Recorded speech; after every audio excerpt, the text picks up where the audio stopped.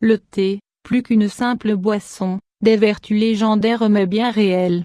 Connu en Chine sous le nom de cha, le thé est devenu une boisson si familière aux Occidentaux qu'ils en oublient ses vertus médicinales et sa richesse en antioxydants puissants. Les vertus légendaires du thé sont attribuables en grande partie à la Camellia sinensis, une plante poussant sous les climats chauds. Aussitôt infusées, les feuilles commencent à libérer dans l'eau chaude leur puissant mélange d'antioxydants. Des centaines de substances complexes appelées polyphénols contribuent à neutraliser les radicaux libres, responsables de l'apparition de cancers et de la détérioration générale de nos cellules. Tous les thés contiennent des polyphénols, qui possèdent de magnifiques propriétés pour la santé. Cependant le thé vert en possède au moins 27%, contre à peine 4% pour les autres variétés de thé. Protection contre le cancer. Différents groupes de chercheurs en sont venus à la même conclusion, que de boire régulièrement du thé permet de se prémunir contre la maladie et la mort prématurée.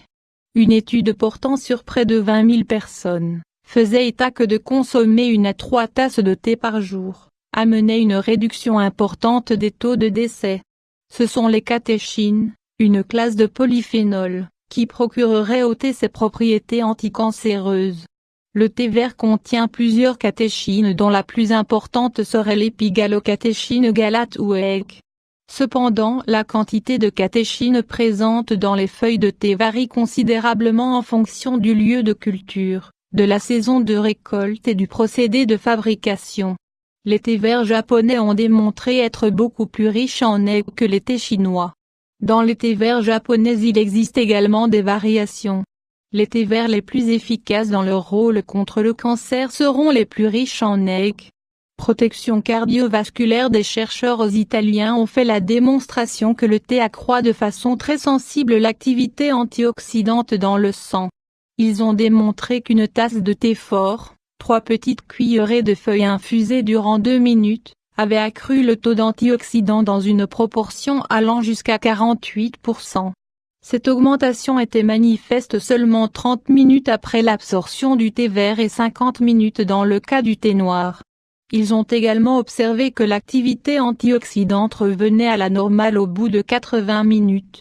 Le thé a également la propriété de stimuler l'activité enzymatique responsable de la détoxication de l'organisme, activité sans laquelle les cellules ne pourraient être débarrassées des radicaux libres et d'autres produits dommageables. Diverses études visant à apprécier les effets du thé sur plusieurs facteurs de risque, dont le taux sanguin de cholestérol, l'accumulation des dépôts graisseux sur les parois artérielles, propension à former des caillots et la vulnérabilité aux accidents cardiaques, se sont toutes avérées très concluantes.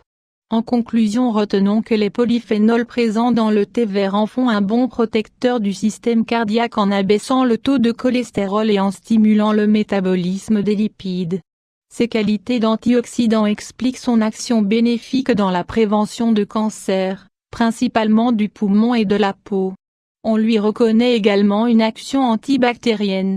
Pour préparer le thé, il faut attendre au moins 6 minutes pour que les substances bénéfiques se dégagent pleinement. Il existe plusieurs variétés de thé. Comme nous l'avons mentionné, les études démontrent que c'est surtout le thé vert qui est le plus riche en polyphénols et catéchines. À cet effet on privilégiera donc les thés verts suivants, matcha, gyokuro, sancha.